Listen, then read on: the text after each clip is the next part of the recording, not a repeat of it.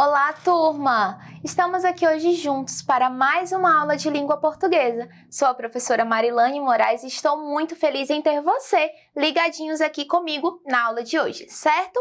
Então hoje nós vamos rever alguns conteúdos que estávamos aprendendo em aulas anteriores sobre função de textos e localização de informações em textos, certo? Trouxe aqui dois textinhos, um que vocês já viram em aulas anteriores e um texto novo. Tudo bem? Então eu conto com a tua participação, com a tua compreensão aí de casa. Lembra que na aula passada eu falava sobre alguns passos que são importantes quando falamos sobre localizar informações? Isso mesmo, foram 3 passos. Quem é que lembra aí de casa? Primeiro passo, ler o texto com atenção.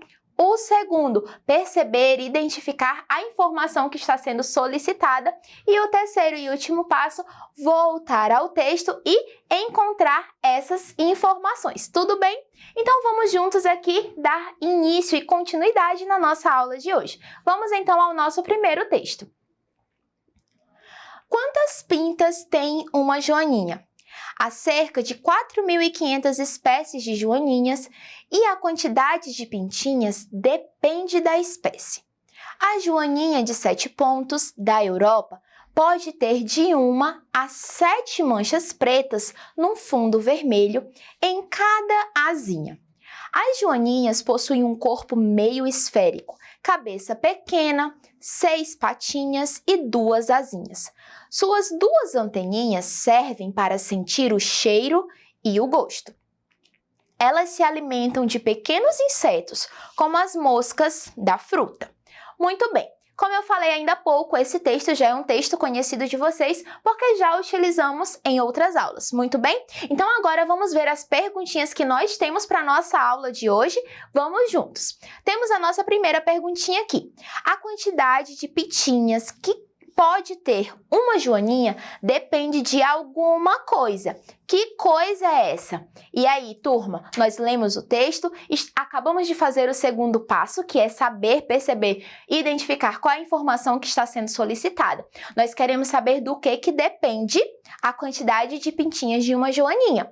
Será que nós vamos voltar ao texto e encontrar essa informação? O que é que você me diz aí de casa?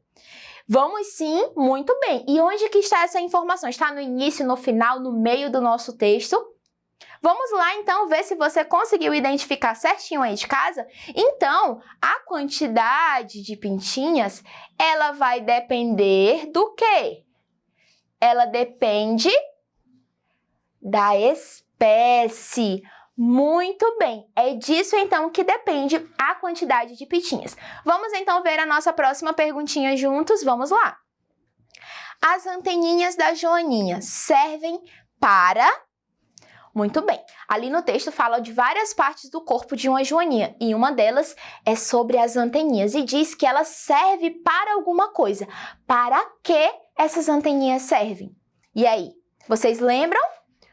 Conseguem voltar lá no texto e identificar? Então vamos juntos, olhem só.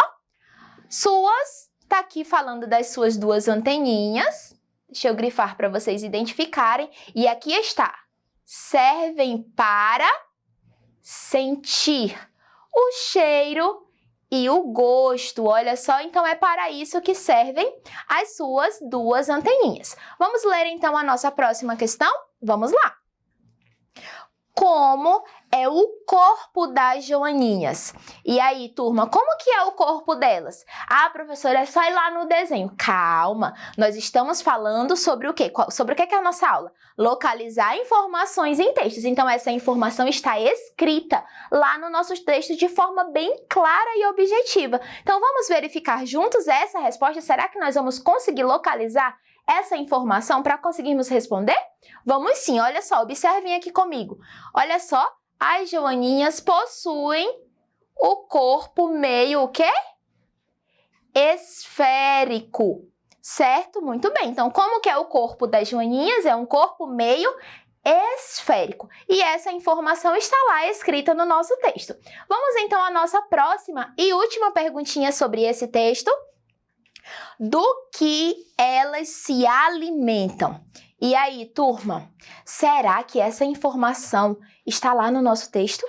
O que é que nós temos que fazer? Muito bem, temos que voltar ao texto e procurar essa informação. Vamos lá, observem comigo aqui esse ponto. Elas se alimentam... Opa, aqui está.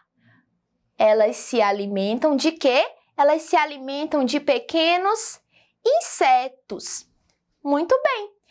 Viram como é fácil? Vocês conseguiram responder aí de casa juntos? Muito bom, não é mesmo? Um texto curto com muitas informações e todas as que eu solicitei foi possível localizar no nosso texto. Vamos então ao nosso próximo texto da aula de hoje? Vamos lá juntos. O cão e o osso. Um dia, um cão, atravessando uma ponte, carregando um osso na boca, olhando para baixo, viu sua própria imagem refletida na água. Pensando ver outro cão, cobiçou-lhe logo o osso e pôs-se a latir. Mal, porém, abriu a boca, seu próprio osso caiu na água e se perdeu para sempre. Moral: nunca deixes o certo pelo duvidoso. De todas as fraquezas humanas, a cobiça é a mais comum e, todavia, a mais castigada.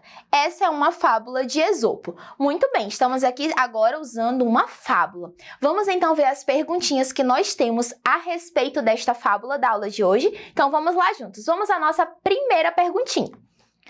Quem são os personagens que aparecem no texto? E aí, turma, vocês viram a pergunta que eu coloquei aqui? Quem são os personagens? Mas eu quero te perguntar, você aí de casa, você acha que tem um ou mais personagens? O que você pensa a partir da leitura? O que você consegue identificar? Será que existem mais personagens ou apenas um personagem? Muito bem, aqui no nosso texto nós só temos um personagem e daqui a pouco nós vamos entender o porquê. E quem é o personagem da nossa história? Vamos lá? O personagem da nossa história é um cão, é um cachorro, certo? Muito bem. Vamos à nossa segunda perguntinha. Onde aconteceu essa história? E aí, turma, onde aconteceu essa história? Vocês conseguiram identificar? Vamos lá. Aconteceu aonde? Em uma ponte, certo? Ele estava atravessando em uma ponte, então toda a história acontece ali na ponte. O que o cachorro carregava na boca? Será que essa informação nós também conseguimos encontrar no nosso texto? O que ele estava carregando na boca, você sabe dizer?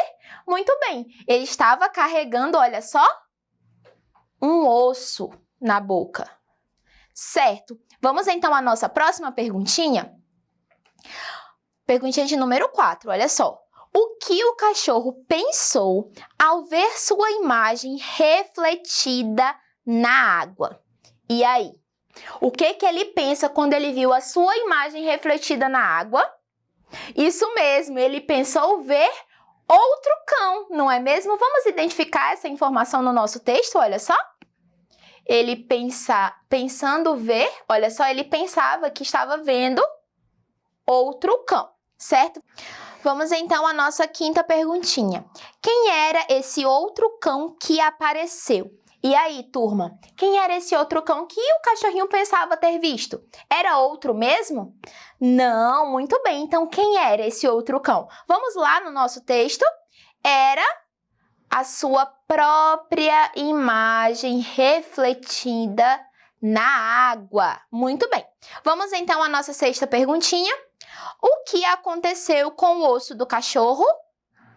E aí, vamos voltar ao texto e identificar juntos o que aconteceu? Olha só, o osso caiu na água e se perdeu, não é mesmo? Ele cai na água e ele se perde para sempre. Agora deixa eu te perguntar, você sabe já qual é o tipo de texto que nós acabamos de ler? Porque eu falei, é uma fábula, muito bem. Mas você lembra para que serve esse tipo de texto? Qual a função de uma fábula? Isso, a fábula, ela tem a função de nos trazer um ensinamento, certo? Uma lição moralizante. E qual é a lição que essa fábula está nos trazendo? Que ensinamento ela nos traz aqui? Vamos lá identificar esse ensinamento, ele aparece aqui, ó, na moral. E qual é o ensinamento? Nunca deixes o certo pelo duvidoso. E continua. de todas as fraquezas humanas, a cobiça é a mais comum e, todavia, a mais castigada. E é isso, turminha. A nossa aula está chegando ao fim. Eu espero que você tenha aprendido bastante e eu te agradeço por ter ficado ligadinho na aula comigo até aqui. Não se esqueça, continue estudando acessando a nossa plataforma Eduque. Tchau, tchau e até mais!